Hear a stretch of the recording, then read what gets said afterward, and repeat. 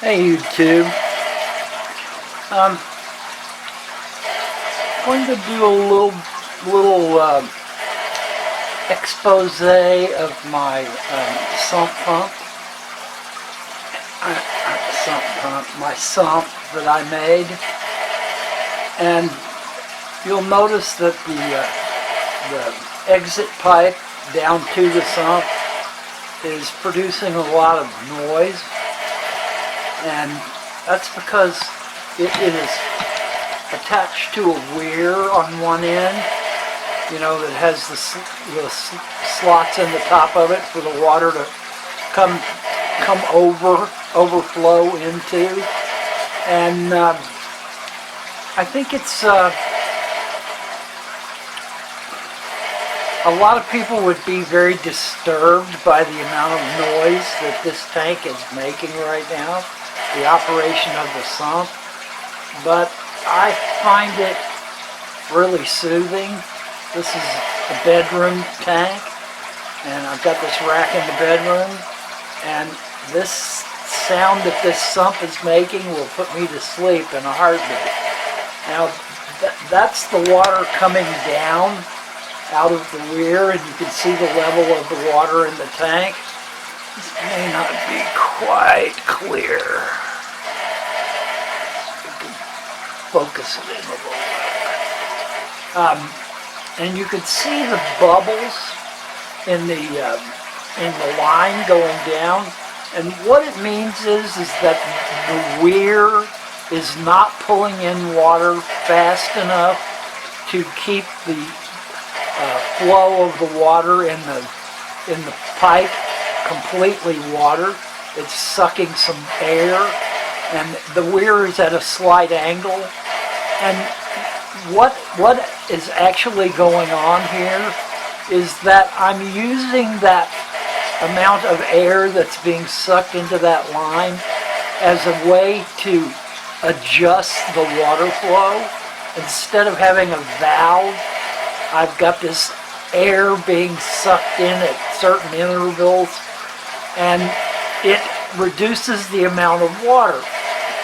Now the outtake, the light's going to be a little bright, but the pump coming up from the sump is dumping out into a spray bar, and you can't really see it, but I've got a DeWalt clamp, adjustable clamp, holding the spray bar and the hose coming up from the pump in the tank. And now let's look at the sump itself. I pretty much built this thing out of junk. You can go spend $70 or $80 or $100 or $200 buying a pre-made sump, but basically I built this out of an $8 plastic container, like you would put clothes in to, put your sweaters in and stick them up on the shelf for the summertime. And in it I put a refrigerator drawer. And if you look closely, you can see that there are 3 holes drilled in the side of that refrigerator drawer. And 2 of them are low and 1 of them is slightly higher, so that the 2 of them act as a normal outflow from that drawer. And then the 3rd hole acts as an overflow if too much water's in that drawer. And you can see the level of the water in that drawer. And then all that water drops out into the closed container itself. And I'm not sure you can see it, but I've got about an inch of clearance between the water level and the top of that plastic box. And I have to balance the flow of my pump. The pump is right here off to the edge of the view there. It's a little more centered. I have to balance the amount of water that is in this with the flow of my pump and with the intake on my weir system here. Now, inside of that refrigerator drawer is part of a old Fluval canister filter that I had. I always save old stuff to use it at some point later. And basically it's got biomedia in three trays, and I am just letting my water coming from the tank, from the weir, splash into that tray, the 3 trays standing up, and they've got basically ceramic rings and lava rock mixed in all 3 trays.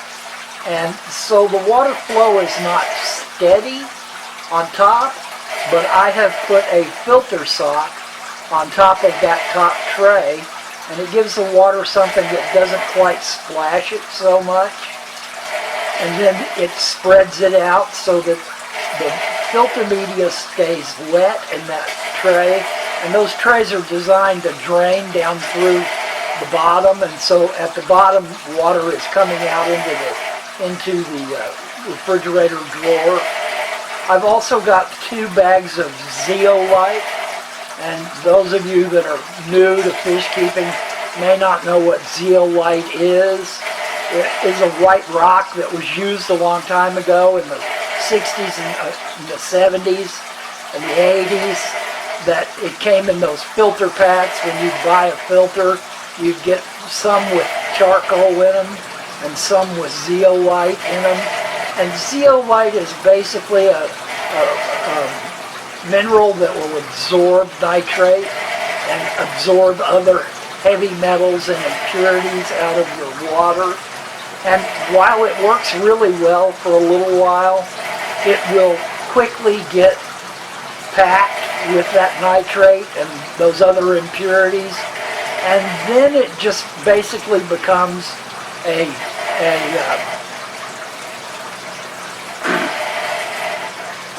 bacteria medium. So there's about 2 pounds of that in fabric bags in the bottom. Then I have a air conditioner filter.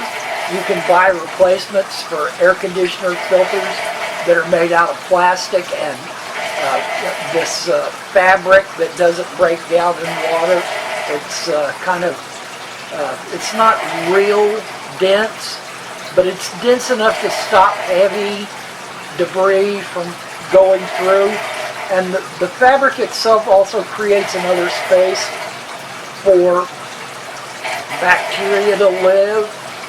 And then behind that, between it and the outflow holes, I have a nitrate pad. These pads have been around a while. You cut pieces of them up and put them in your filter trays, in your canister filters, or in your hang-on back filter. And I've just basically taken a whole one and stuck it down in the water all the way down, and the water has to pass through that before it can go out the hole. Now, the nitrate pads are about like zeolite. They work really well for a while. They'll clean your water really well for a while, and then they basically get absorbed. There's nothing left in them, nothing left that will absorb more nitrate. And while it is possible that sometimes that these like zeolite and nitrate pads will leach nitrates back out into the water when they reach a certain age. You can usually tell when and replace them so that they no longer cause problems.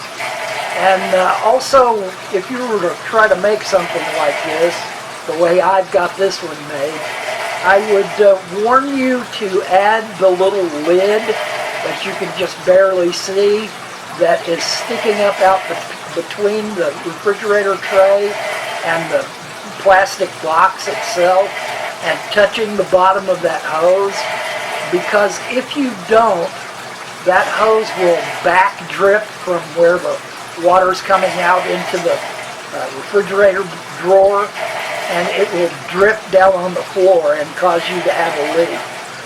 It's not a very big leak, but it's enough to drip water on your floor and keep your floor wet. So I've got that little plastic Chinese food container lid stuck there touching the bottom of the hose. It kind of helps hold the hose in place, and it also stops it from dripping on the floor. Now this setup that I've got here, I probably have a whole, I think I paid $7 for the plastic box, and I use the lid of it underneath on my 2x so that it would hold the whole thing flat. And then I did have to pay good money for the pump that pumps the water back up to the tank. That's an expense. But I had the hose left over. I had the parts from an old fluval filter. You see the pre-filter in the outside of the box. The refrigerator drawer, that is an old pre-filter from the same fluval. And underneath it I have another bag of biomedia so that there are bacteria inside the drawer and outside the drawer. And there's also a filter on the pump itself that filters the water going back up to the tank. I have a lot of splashing and a lot of flow, open flow. There's air in the pipe going down. There's splashing going on in the trays where the water sprays out onto the trays. There's splashing where the water comes out of the holes in the drawer. And there is splashing at the top where the spray bar puts the water back in the tank. Now, a lot of people will tell you that all of that splashing will gas off carbon dioxide and the stuff that's in the water that plants need to survive, and that is very true. But my experience in the wild in Peru and other places, you don't have to go to Peru to experience what the wild habitat looks like, is that there is a lot of splashing and creation of air in the water going on in almost every habitat that you'll find. Now, there are very slow-moving bodies of water where there isn't a lot of splashing going on. But anytime you're dealing with a riverine fish, a fish that makes its home in rivers, you're going to find a lot of splashing. And I just feel like in my fish keeping that I'm happier with a lot of splashing. Now, I put a pothos plant in this tank. I only have one light on this tank because I don't think my fish are really happy having a lot of bright light on them. So they kind of tend to stay back in the darker corners and the corners that are out of the heavier flow. But they spend a lot of time coming out and getting directly into the flow and playing around where the bubbles hit the water out of the spray bar.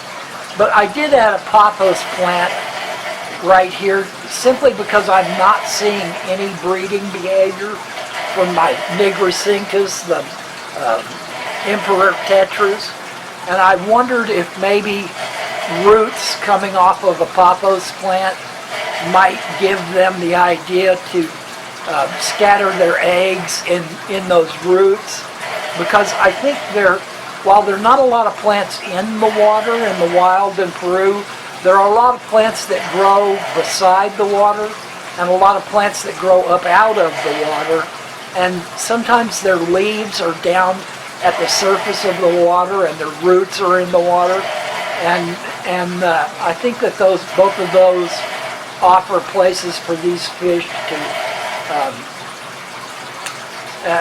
in this tank I have a 40-gallon sponge filter which I use to seed the tank. because it was in another tank, and I brought it to this one when I got ready to put the fish in. And I also have a wave maker that's pointed down, and so it kicks the debris up off the bottom of the tank. It's a glass bottom. It doesn't have any gravel or sand or anything in it. But because it's bare like that, and because of the way the rocks are in the back that you can see there, that wave maker is putting out enough flow to kick the debris up, and it ends up going inside the weir up at the top. It circulates it enough to where it will overflow into that weir, and that gets it down into my filter set up in my sump tank. Alright, I just wanted to kind of give you an idea of how it is possible for you to create your own sump system just from some parts that you might have left over from an old canister filter and plastic boxes of different sizes. If you can afford to buy the pump that's required to lift the water from the sump itself back into the tank, or if you run a sump that is above the tank and you have some power head or something that you can use to push the water up into the sump and let it flow naturally by gravity, you don't have to invest a lot of money in a sump pump, in a sump tank to actually get a highly effective system going. Now, this system, the sump itself is probably about 12 to 15 gallons. I've probably got a little over 40 gallons in this 55 tank at the level that it is. You can see there's, it's probably in the area of 40 gallons. And then I've got 15 in my sump. So it's a 55 total gallon system, but it's a very effective system as far as filtering the water, as far as oxygenating the water for these kinds of fish that come from heavily flowing rivers. Alright guys, good luck with your fish.